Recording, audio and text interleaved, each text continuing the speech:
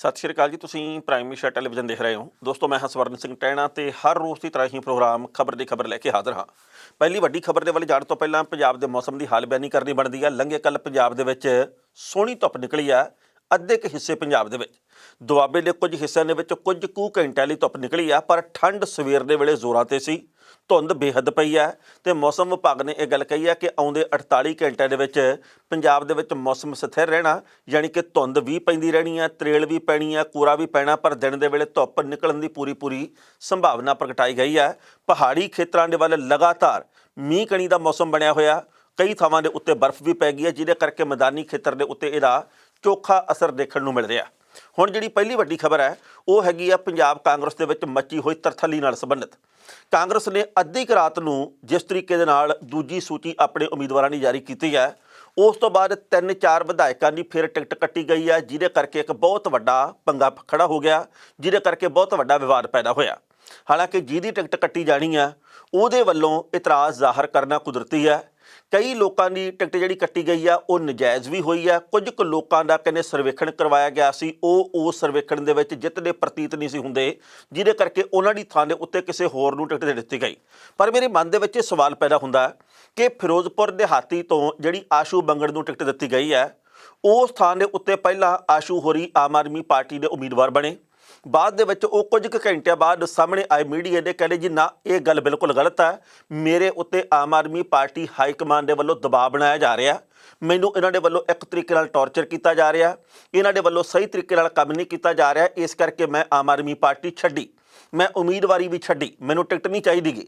ਨਾਲ ਦੀ ਨਾਲ ਉਹ ਕੁਝ ਘੰਟਿਆਂ ਬਾਅਦ ਕਾਂਗਰਸ ਦੇ ਵਿੱਚ ਸ਼ਾਮਲ ਹੋ ਜਾਂਦੇ ਆ, ਚੰਨੀ ਹੋਰਾਂ ਦੇ ਨਾਲ ਬੈਠੇ ਆ ਤੇ ਦੂਜੀ ਸੂਚੀ ਦੇ ਵਿੱਚ ਉਹ ਹੁਣ ਕਾਂਗਰਸ ਦੇ ਉਮੀਦਵਾਰ ਬਣਾਏ ਹੋਏ ਆ। ਫਿਰੋਜ਼ਪੁਰ ਦਿਹਾਤੀ ਤੋਂ ਸਤਕਾਰ ਕੌਰ ਦੀ ਟਿਕਟ ਕੱਟੀ ਗਈ ਹੈ ਤੇ ਟਿਕਟ ਕੱਟੇ ਜਾਣ ਦਾ ਦੁੱਖ ਇਸ ਕਦਰ ਹੋਇਆ ਕਿ ਸਤਕਾਰ ਕੌਰ ਦੇ ਪਤੀ ਦੇਵ ਨੇ ਜਿਹੜੇ, ਉਹਨਾਂ ਦੇ ਵੱਲੋਂ ਮੀਡੀਆ ਦੇ ਮੂਹਰੇ ਹੁਬਕੀ ਰੋਇਆ ਗਿਆ। ਉਹਨਾਂ ਨੇ ਕਿਹਾ ਜੀ ਕਿ ਮੇਰੇ ਨਿੱਕੇ ਨਿੱਕੇ ਬੱਚੇ ਆ, ਅਸੀਂ ਕਾਂਗਰਸ ਵਾਸਤੇ ਬੜੀ ਮਿਹਨਤ ਕੀਤੀ ਹੈ, ਸਾਡੀ ਇਸ ਤਰੀਕੇ ਦੇ ਨਾਲ ਦੁਰਗਤੀ ਨਹੀਂ ਹੋਣੀ ਚਾਹੀਦੀ।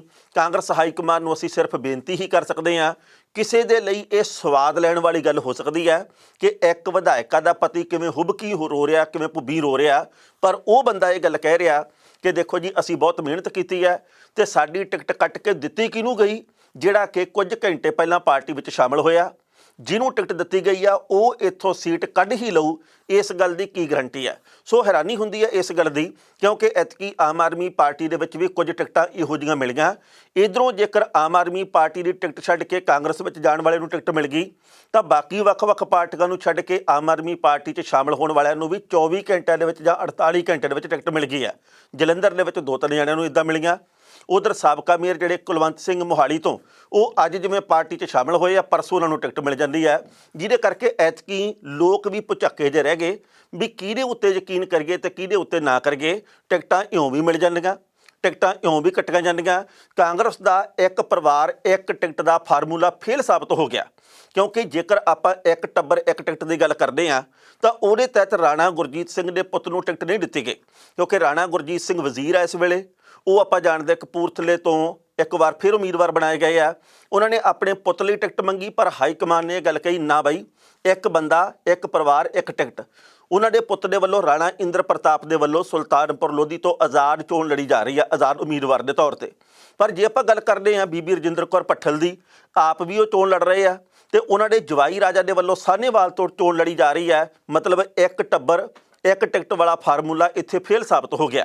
ਡਾਕਟਰ ਅਮਰ ਸਿੰਘ ਨੇ ਜਿਹੜੇ, ਉਹ ਆਪਾਂ ਜਾਣਦੇ ਕਿ ਸੰਸਦ ਮੈਂਬਰ ਆ, ਪਰ ਉਹਨਾਂ ਦੇ ਪੁੱਤਰ ਕਾਮਲ ਅਮਰ ਸਿੰਘ ਹੋਰਾਂ ਨੂੰ ਟਿਕਟ ਦੇ ਦਿੱਤੀ ਗਈ ਆ ਵਿਧਾਨ ਸਭਾ ਚੋਣ ਲੜਨ ਦੇ ਲਈ, ਯਾਨੀ ਕਿ ਇੱਥੇ ਵੀ ਤਾਂ ਫੇਲ ਹੋ ਗਿਆ ਇਹ ਫਾਰਮੂਲਾ। ਯਾਨੀ ਕਿ ਕਈ ਥਾਵਾਂ ਦੇ ਉੱਤੇ ਫਾਰਮੂਲਾ ਜਿਹੜਾ ਲਾਗੂ ਕੀਤਾ ਗਿਆ ਜ਼ਬਰਦਸਤੀ, ਕਈ ਥਾਵਾਂ ਦੇ ਉੱਤੇ ਫੇਲ ਹੋ ਗਿਆ। ਸੋ ਇਸ ਕਰਕੇ ਕਾਂਗਰਸ ਦੇ ਵਿੱਚ ਇੱਕ ਵਾਰ ਫਿਰ ਤਰਥੱਲੀ ਮਚ ਗਈ ਹੈ। ਮੁੱਖ ਮੰਤਰੀ ਚਿਹਰੇ ਨੂੰ ਲੈ ਕੇ ਤਰਥੱਲੀ ਲੰਮੇ ਸਮੇਂ ਤੋਂ ਮਚ ਰਹੀ ਹੈ। ਹਰ ਰੋਜ਼ ਕੋਈ ਨਾ ਕੋਈ ਇਹੋ ਜਿਹੀ ਜਾਣਕਾਰੀ ਆ ਰਹੀ ਹੈ ਜਿਹੜੀ ਕਿ ਅਚੰਭਤ ਕਰਕੇ ਰੱਖ ਦਿੰਦੀ ਹੈ। ਪਰ ਹੁਣ ਜਿਸ ਤਰੀਕੇ ਨਾਲ ਟਿਕਟਾਂ ਦੀ ਵੰਡ ਦੇ ਮਾਮਲੇ ਦੇ ਉੱਤੇ ਖਿਲਾਰਾ ਪੈ ਰਿਹਾ, ਇਹ ਛੇਤੀ ਕਿਤੇ ਸਿਮਟਣ ਵਾਲਾ ਨਹੀਂ। ਸਤਵਿੰਦਰ ਬਿੱਟੀ ਨੇ ਇਹ ਗੱਲ ਕਹਿ ਦਿੱਤੀ ਆ ਕਿ ਮੈਂ ਆਜ਼ਾਦ ਤੌਰ 'ਤੇ ਚੋਣ ਲੜੂੰ।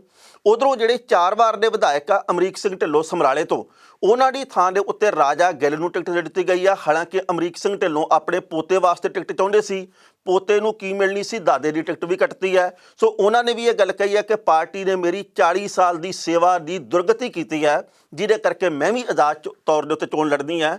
ਪਹਿਲਾਂ ਇਸ ਰਿਪੋਰਟ ਦਾ ਵੇਰਵਾ ਤੇ ਫਿਰ ਕਰਾਂਗੇ ਟਿੱਪਣੀ। ਪੰਜਾਬ ਕਾਂਗਰਸ ਵੱਲੋਂ ਸਾਹਨੇਵਾਲ ਤੋਂ ਟਿਕਟ ਕੱਟੇ ਜਾਣ ਤੋਂ ਬਾਅਦ ਸਤਵਿੰਦਰ ਬਿੱਟੀ ਨੇ ਆਜ਼ਾਦ ਚੋਣ ਲੜਨ ਦਾ ਐਲਾਨ ਕਰ ਦਿੱਤਾ ਹੈ। ਕਾਂਗਰਸ ਨੇ ਇੱਥੇ ਬੀਬੀ ਰਜਿੰਦਰ ਕੌਰ ਭੱਠਲ ਦੇ ਜਵਾਈ ਬਿਕਰਮ ਸਿੰਘ ਬਾਜਵਾ ਨੂੰ ਚੋਣ ਮੈਦਾਨ ਦੇ ਵਿੱਚ ਉਤਾਰਿਆ।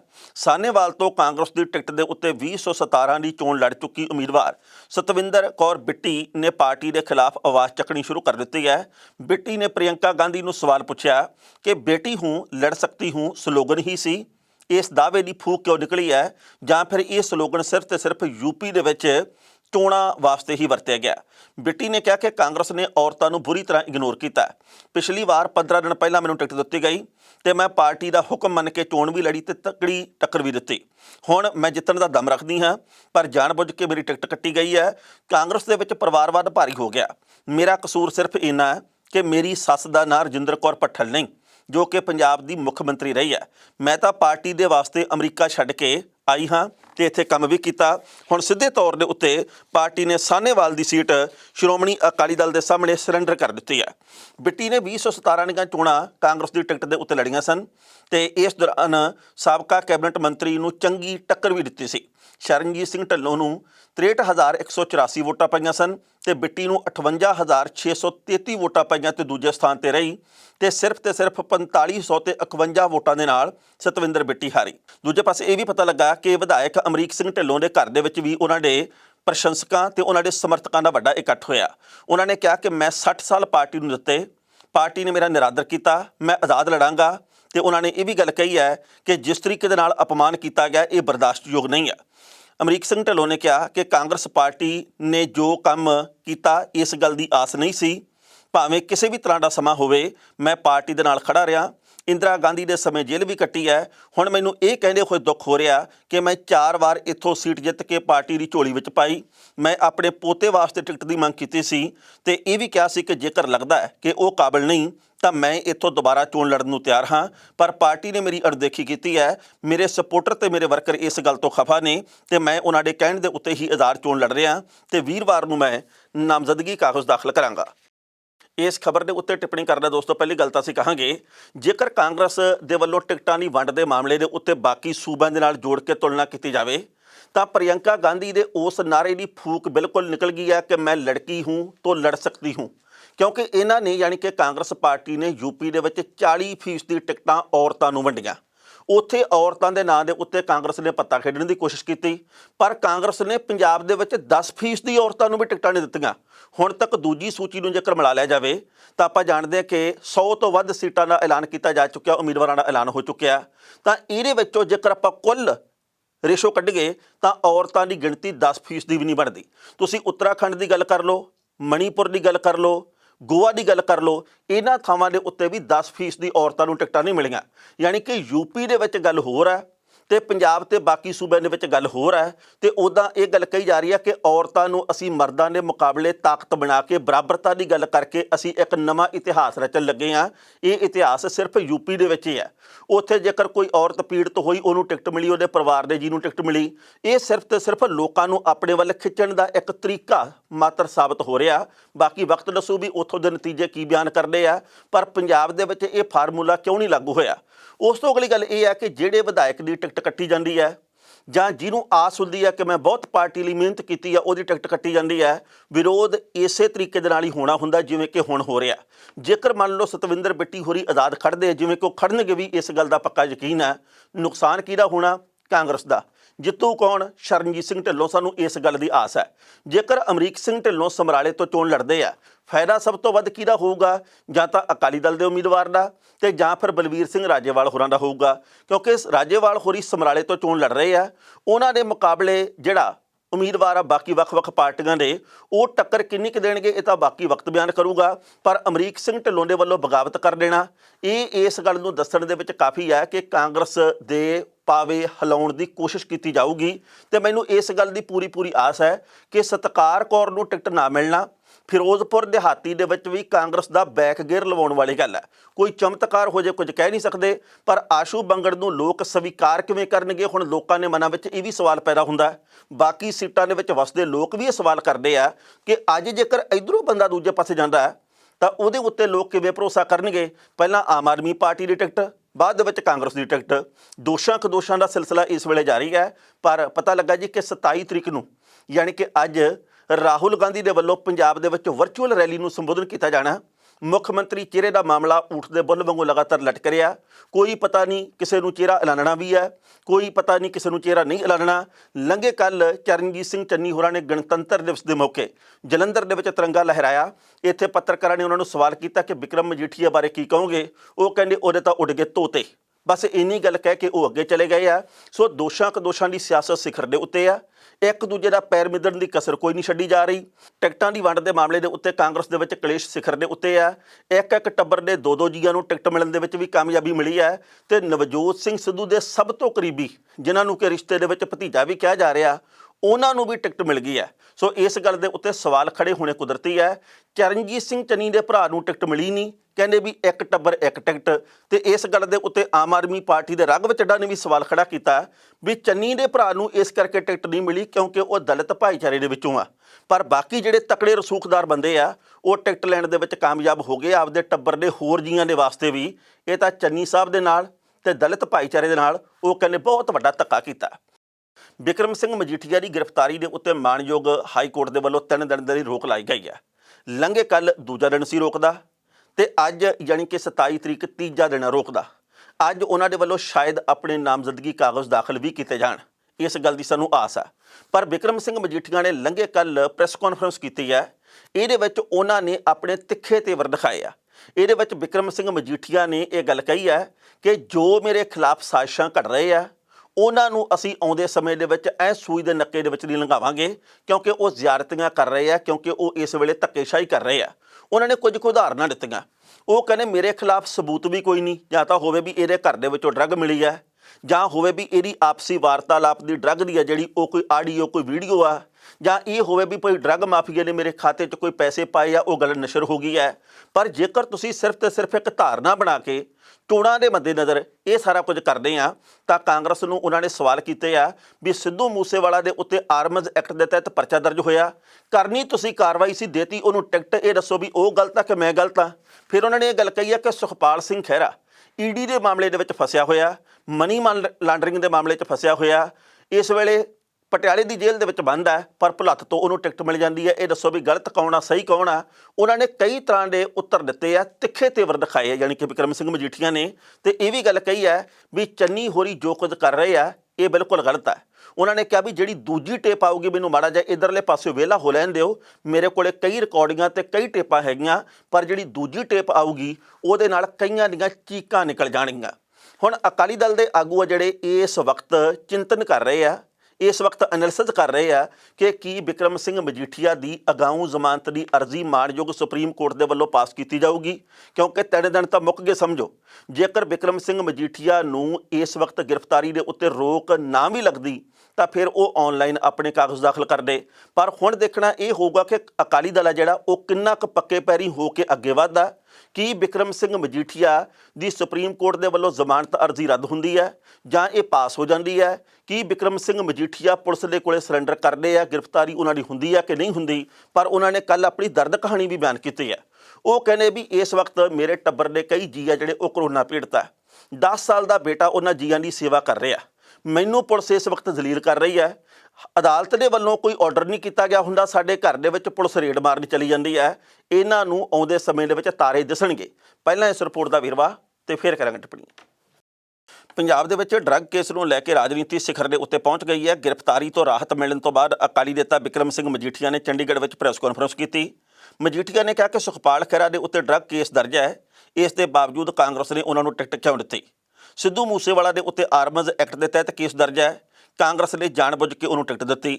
ਲੁਧਿਆਣਾ ਤੋਂ ਵਿਧਾਇਕ ਸਿਮਰਜੀਤ ਸਿੰਘ ਬੈਂਸ ਦੇ ਉੱਤੇ ਜਬਰ ਜਨਾਹ ਦਾ ਪਰਚਾ ਦਰਜ ਹੈ ਤੇ ਗੈਰ ਜ਼ਮਾਨਤੀ ਵਾਰੰਟ ਜਾਰੀ ਹੋ ਚੁੱਕਿਆ। ਇਸ ਦੇ ਬਾਵਜੂਦ ਚੰਨੀ ਸਰਕਾਰ ਨੇ ਉਹਨੂੰ ਗ੍ਰਿਫਤਾਰ ਕਿਉਂ ਨਹੀਂ ਕੀਤਾ?